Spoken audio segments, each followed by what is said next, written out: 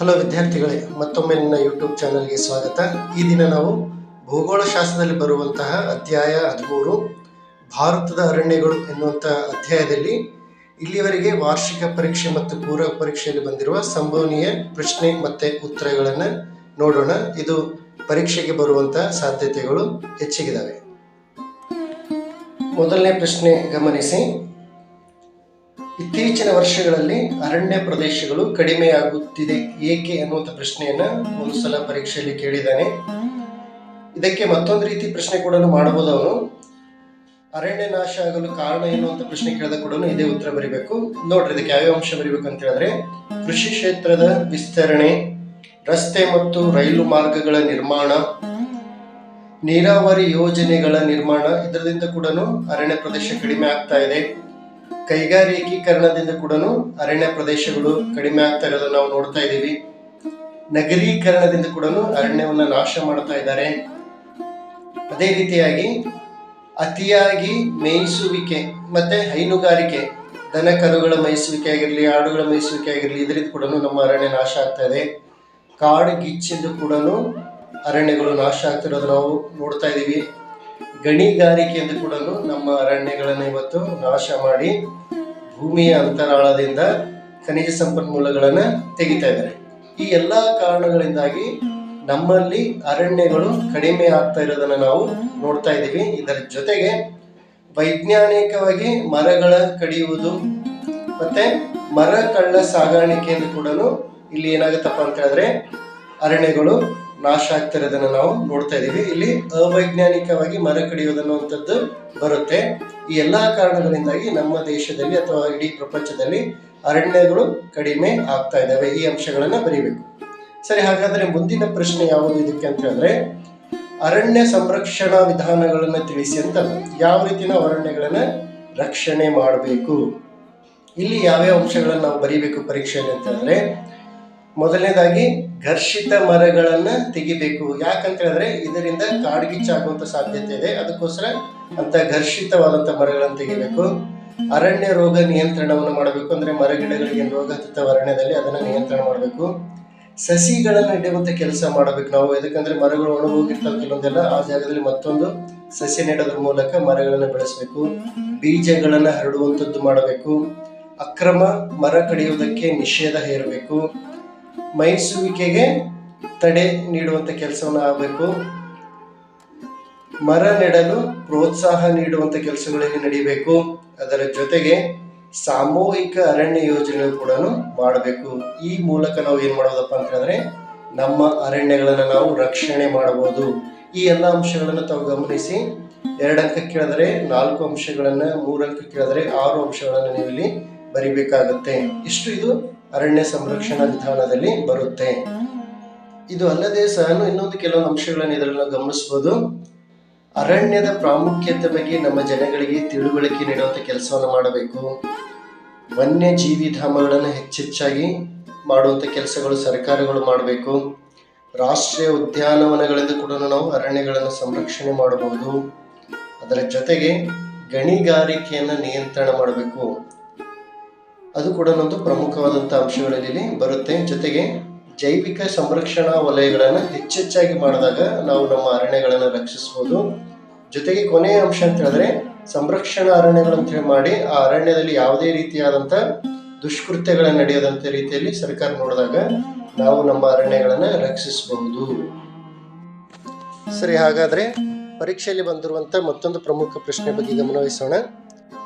ಭಾರತ ಹೊಂದಿರುವ ಪ್ರಾಕೃತಿಕ ಸಸ್ಯವರ್ಗದ ವಿಧಗಳನ್ನು ತಿಳಿಸಿ ಅಂತ ಪ್ರಶ್ನೆ ಅದು. ಎಷ್ಟು ವಿಧಗಳಲ್ಲಿ ನಾವು ನಮ್ಮ ದೇಶದಲ್ಲಿ ಈ ಅರಣ್ಯಗಳನ್ನು ನಾವು ಕಾಣಬಹುದು ಅನ್ನೋದನ್ನು ನೋಡಿದಾಗ ಒಟ್ಟು 6 ಪ್ರಮುಖ ಪ್ರಕಾರವಾದಂಥ ಅರಣ್ಯಗಳನ್ನು ನಮ್ಮ ದೇಶದಲ್ಲಿ ನೋಡ್ತೀವಿ. ಅದು ಒಂದನೇದು ನಿತ್ಯ ಹರಿದ್ವರ್ಣದ ಅರಣ್ಯಗಳು ಅನ್ನೋಂಥದ್ದು ಬರ್ತದೆ. ಜೊತೆಗೆ ಎಲೆ ಉದುರಿಸುವ ಮಾನ್ಸೂನ್ ಅರಣ್ಯಗಳು. 3 ಉಷ್ಣವಲಯದ ಹುಲ್ಲುಗಾವಲು ಅರಣ್ಯಗಳು. ಇನ್ನು 4ನೇದು ಅಂತ ಹೇಳಿದ್ರೆ ಮ್ಯಾಂಗ್ರೋವ್ ಅರಣ್ಯಗಳು. ಇದು ಕೂಡ ಪ್ರಮುಖವಾದಂಥ ಅರಣ್ಯ ಪ್ರದೇಶ ನಮ್ಮ ದೇಶದಲ್ಲಿ ಕಂಡುಬರುತ್ತೆ. ಇನ್ನು 5ನೇದು ಅಂತ ಹೇಳಿದ್ರೆ ಮರುಭೂಮಿ ಅರಣ್ಯಗಳು ನಮ್ಮ ದೇಶದಲ್ಲಿ ಕಂಡುಬರುತ್ತೆ. ಕೊನೆಯದು 6ನೇದು ಅಂತ ಹೇಳಿದ್ರೆ ಹಿಮಾಲಯದ ಅಲ್ಪೈನ್ ಅರಣ್ಯಗಳು. ಇವು ಕೂಡ ನಮ್ಮ ದೇಶದಲ್ಲಿ ಕಂಡುಬರುವಂಥದ್ದು.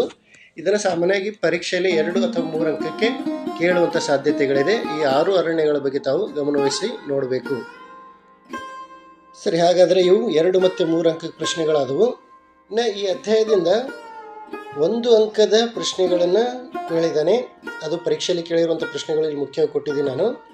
ಯಾವ್ಯಾವ ಪ್ರಶ್ನೆಗಳು ಕೇಳಿದ್ದಾನೆ ಅಂತ ಹೇಳಿದ್ರೆ, ಗಂಗಾ ನದಿ ಮುಖಜ ಭೂಮಿಯ ಮ್ಯಾಂಗ್ರೋವ್ ಅರಣ್ಯಗಳನ್ನು ಸುಂದರ್ಬನ್ ಎಂದು ಏಕೆ ಕರೆಯುತ್ತಾರೆ ಅಂತ ಪ್ರಶ್ನೆ ಅದ. ಯಾಕಂತ ಹೇಳಿದ್ರೆ ಅಲ್ಲಿ ಸುಂದರಿ ಎನ್ನುವಂಥ ಹೆಸರಿನ ಮರಗಳು ಹೇರಳವಾಗಿ ಕಂಡು ಬರ್ತವೆ, ಅದಕ್ಕೋಸ್ಕರ ಅದಕ್ಕೆ ಸುಂದರ್ಬನ್ ಅಂತೇಳಿ ಕರೀತಾರೆ.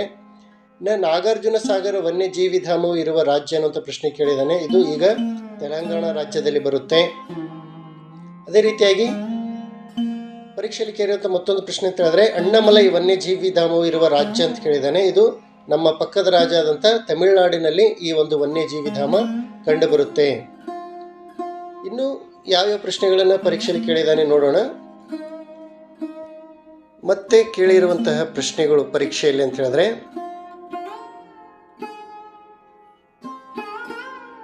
ಉಷ್ಣವಲಯದ ಎಲೆ ಉದುರುವ ಕಾಡುಗಳನ್ನು ಮಾನ್ಸೂನ್ ಕಾಡುಗಳೆಂದು ಏಕೆ ಕರೆಯುತ್ತಾರೆ ಅನ್ನುವಂಥ ಪ್ರಶ್ನೆಯಲ್ಲಿ ಪರೀಕ್ಷೆಯಲ್ಲಿ ಕೇಳಿದ್ದಾನೆ. ಇವುಗಳು ವರ್ಷದ ನಿರ್ದಿಷ್ಟ ಒಣಹವೆಯ ಋತುವಿನಲ್ಲಿ ಎಲೆ ಉದುರಿಸುವುದನ್ನು ರೂಢಿಸಿಕೊಂಡಿರುವುದರಿಂದ ಇವುಗಳನ್ನು ಎಲೆ ಉದುರಿಸುವ ಮಾನ್ಸೂನ್ ಅರಣ್ಯಗಳೆಂದು ಕರೆಯುತ್ತಾರೆ. ಬ್ರಾಕೆಟಲ್ಲಿ ವಸಂತ ಋತು ಅಥವಾ ಬೇಸಿಗೆ ಆರಂಭದಲ್ಲಿ ಕೂಡ ಇವು ಎಲೆ ಉದುರಿಸ್ತವೆ. ಇನ್ನು ಈ ಕೆಳಗೆ ಕೊಟ್ಟಿರುವ ಮರಗಳನ್ನು ಉಷ್ಣವಲಯದ ಹುಲ್ಲುಗಾವಲು ಮತ್ತು ಹಿಮಾಲಯದ ಅಲ್ಪೈನ್ ಅರಣ್ಯಗಳ ಅಡಿಯಲ್ಲಿ ವರ್ಗೀಕರಿಸಿ ಬರೆಯಿರಂತೆ ಅನ್ನುವಂಥ ಪ್ರಶ್ನೆಯನ್ನು 2 ಅಂಕಕ್ಕೆ ಒಂದ್ಸಲ ಕೇಳಿದ. ಸಿಲ್ವರ್, ಬಬುಲ್, ಶಿಶಾಮ್ ಮತ್ತು ಲಾರೆಲ್, ಈ 4 ಮರಗಳಲ್ಲಿ ಉಷ್ಣವಲಯದ ಹುಲ್ಲುಗಾವಲು ಕಂಡುಬರುವಂಥ ಮರಗಳು ಅಂತ ಹೇಳಿದ್ರೆ ಶಿಶಾಮ್ ಮತ್ತು ಬಬುಲ್. ಹಿಮಾಲಯದ ಅಲ್ಪೈನ್ ಅರಣ್ಯಗಳಲ್ಲಿ ಕಂಡುಬರುವಂಥದ್ದು ಅಂತ ಹೇಳಿದ್ರೆ ಸಿಲ್ವರ್ ಮತ್ತು ಲಾರೆಲ್ ಎನ್ನುವಂಥ ಮರಗಳು ಕಂಡು ಬರ್ತವೆ. ಇದು 2 ಅಂಕದ ಪ್ರಶ್ನೆಗೆ ಒಂದ್ಸಲ ಕೇಳಿದ್ದಾನೆ. ಸರಿ, ಹಾಗಾದರೆ ಇನ್ನೂ ಯಾವ ಪ್ರಶ್ನೆಗಳನ್ನು ಕೇಳಿದ್ದಾನೆ ಪರೀಕ್ಷೆಯಲ್ಲಿ ಅಂತ ಹೇಳಿದ್ರೆ, ಭಾರತದ ಯಾವ ರಾಜ್ಯವು ಅತಿ ಹೆಚ್ಚು ಅರಣ್ಯ ಪ್ರದೇಶವನ್ನು ಹೊಂದಿದೆ ಅನ್ನುವಂಥ ಪ್ರಶ್ನೆ ಇದೆ. ಇದಕ್ಕೆ ನಿಮಗೆಲ್ಲರಿಗೂ ಉತ್ತರ ಗೊತ್ತಿದೆ. ಸರಿಯಾದ ಉತ್ತರ ನಮ್ಮ ಭಾರತದ ನಡುಮಧ್ಯೆ ಇರುವಂತಹ ಮಧ್ಯಪ್ರದೇಶ ಅತಿ ಹೆಚ್ಚು ಅರಣ್ಯ ಪ್ರದೇಶ ಹೊಂದಿರೋದನ್ನು ನಾವು ಕಾಣ್ತೀವಿ. ಭಾರತದ ಪೂರ್ವ ಕರಾವಳಿಯ ನದಿಮುಖಜ ಭೂಮಿಗಳಲ್ಲಿ ಕಂಡುಬರುವ ಕಾಡುಗಳಾವು ಅಂತ ಹೇಳಿದ, ಇದು ಮ್ಯಾಂಗ್ರೋವ್ ಕಾಡುಗಳು ಹೆಚ್ಚಾಗಿ ನಮ್ಮ ಕರಾವಳಿಯ ನದಿಮುಖಜ ಭೂಮಿಯಲ್ಲಿ ಕಂಡುಬರ್ತವೆ. ನಿತ್ಯ ಹರಿದ್ವರ್ಣ ಕಾಡುಗಳು ಸದಾ ಹಸಿರಾಗಿರಲು ಕಾರಣವೇನು ಅನ್ನುವಂಥ ಪ್ರಶ್ನೆ ಕೂಡ ಕೇಳಿದ್ದಾನೆ. 250 ಸೆಂಟಿಮೀಟರ್ ವಾರ್ಷಿಕ ಮಳೆ ಅದು ಪಡೀತದೆ, ಅದಕ್ಕೋಸ್ಕರ ವರ್ಷವೆಲ್ಲ ಅದು ಹಸಿರಾಗಿರುವುದರಿಂದಾಗಿ ಅದಕ್ಕೆ ನಿತ್ಯ ಹರಿದ್ವರ್ಣ ಕಾಡುಗಳಂತೇಳಿ ಕರೀತಾರೆ. ಸರಿ, ಹಾಗಾದರೆ ಇದರಲ್ಲಿ ಈ ಅಧ್ಯಾಯದಲ್ಲಿ ಪ್ರಮುಖವಾದಂಥ ಅಂಶಗಳನ್ನು ನೆನಪಿನಲ್ಲಿಡಬೇಕಾದ ಅಂಶಗಳು ಗಮನಿಸ್ರಿ. ಪರೀಕ್ಷೆಯಲ್ಲಿ ಇದನ್ನು ಕೂಡ ಕೇಳುವಂಥ ಸಾಧ್ಯತೆ ಇದೆ. ಭಾರತದ 21.02% ಅರಣ್ಯಗಳಿಂದ ಕೂಡಿರುವಂಥದ್ದು, ಅಂದರೆ ಭಾರತದಲ್ಲಿರುವಂಥ ಅರಣ್ಯ ಕ್ಷೇತ್ರದ ಶೇಕಡ ಪ್ರಮಾಣ. ಯಾವುದೇ ಪ್ರದೇಶವು ಅನುಕೂಲಕರವಾದ ಪರಿಸರವನ್ನು ಹೊಂದಿರಲು 33% ಅರಣ್ಯ ಕ್ಷೇತ್ರವನ್ನು ಹೊಂದಿರಬೇಕೆಂಬುದು ವಿಜ್ಞಾನಿಗಳ ಅಭಿಪ್ರಾಯ ಆಗಿದೆ. ಇದು ಕೂಡ ಪರೀಕ್ಷೆಯಲ್ಲಿ ಕೇಳ್ಬೋದು. ಅತಿ ಕಡಿಮೆ ಅರಣ್ಯ ಪ್ರದೇಶ ಹೊಂದಿರುವ ರಾಜ್ಯ ಅಂತ ಹೇಳಿದ್ರೆ ಅದು ಹರಿಯಾಣ. ಇನ್ನು ಕರ್ನಾಟಕದ ಅರಣ್ಯ ಕ್ಷೇತ್ರ ಎಷ್ಟಿದೆ ಅಂತ ಹೇಳಿದ್ರೆ ಅದು ಭಾರತದಲ್ಲಿ 13ನೇ ಸ್ಥಾನದಲ್ಲಿ ಇರುವಂಥದ್ದು. ಇನ್ನು ಭಾರತದಲ್ಲಿ ಸರಿಸುಮಾರು 523 ವನ್ಯಜೀವಿ ಧಾಮಗಳಿರುವಂಥದ್ದು ಕಂಡು ಬರ್ತವೆ. ಭಾರತದಲ್ಲಿ ಸ್ಥಾಪಿತವಾದ ಮೊದಲ ರಾಷ್ಟ್ರೀಯ ಉದ್ಯಾನವನವೆಂದರೆ ಅದು ಉತ್ತರಾಂಚಲ್ ರಾಜ್ಯದಲ್ಲಿ ಬರ್ತದೆ. ಜಿಮ್ ಕಾರ್ಬೆಟ್ ಎನ್ನುವಂತಹ ಒಂದು ರಾಷ್ಟ್ರೀಯ ಉದ್ಯಾನವನ ನಮ್ಮ ಭಾರತದಲ್ಲಿ ಸ್ಥಾಪನೆಯಾದ ಪ್ರಥಮ ರಾಷ್ಟ್ರೀಯ ಉದ್ಯಾನವನ. ಇವು ಅಂಶಗಳನ್ನು ನೀವು ನೆನಪಲ್ಲಿಡ್ರಿ, ಎಕ್ಸಾಮಲ್ಲಿ ಕೇಳುವಂಥ ಸಾಧ್ಯತೆಗಳು ಇದ್ದಾವೆ. ಇನ್ನು ಕೆಲವು ಅಂಶಗಳನ್ನು ನೋಡ್ರಿ. 18 ಜೈವಿಕ ಸಂರಕ್ಷಣಾ ವಲಯಗಳು ನಮ್ಮ ದೇಶದಲ್ಲಿದ್ದಾವೆ. ಇದು ಸಂಖ್ಯೆ ಕೆಲವೊಂದ್ಸಲ ಎಕ್ಸಾಮಲ್ಲಿ ಕೇಳುವಂಥ ಸಾಧ್ಯತೆ ಇದೆ. ದೇಶದಲ್ಲಿ ಅತಿ ಹೆಚ್ಚು ಪ್ರದೇಶ ಹಬ್ಬಿರುವ ಅರಣ್ಯದ ವಿಧ ಯಾವುದಪ್ಪ ಅಂತ ಹೇಳಿದ್ರೆ ಅದು ಎಲೆ ಉದುರಿಸುವ ಮಾನ್ಸೂನ್ ಅರಣ್ಯಗಳು ನಮ್ಮ ದೇಶದಲ್ಲಿ ಹೆಚ್ಚಾಗಿ ಕಂಡುಬರುತ್ತವೆ. ಇಷ್ಟು ಅಂಶಗಳು ನೆನಪಲ್ಲಿಡಬೇಕು. ಇಲ್ಲಿವರೆಗೆ ಈ ವಿಡಿಯೋನ ವೀಕ್ಷಣೆ ಮಾಡಿದಕ್ಕೋಸ್ಕರ ತಮ್ಮೆಲ್ಲರಿಗೆ ಧನ್ಯವಾದನ ಅರ್ಪಿಸಿ ನಿಮ್ಮ ಅಭಿಪ್ರಾಯಗಳನ್ನು ಕಮೆಂಟ್ ಬಾಕ್ಸ್ನಲ್ಲಿ ತಿಳಿಸಿ. ಧನ್ಯವಾದಗಳು.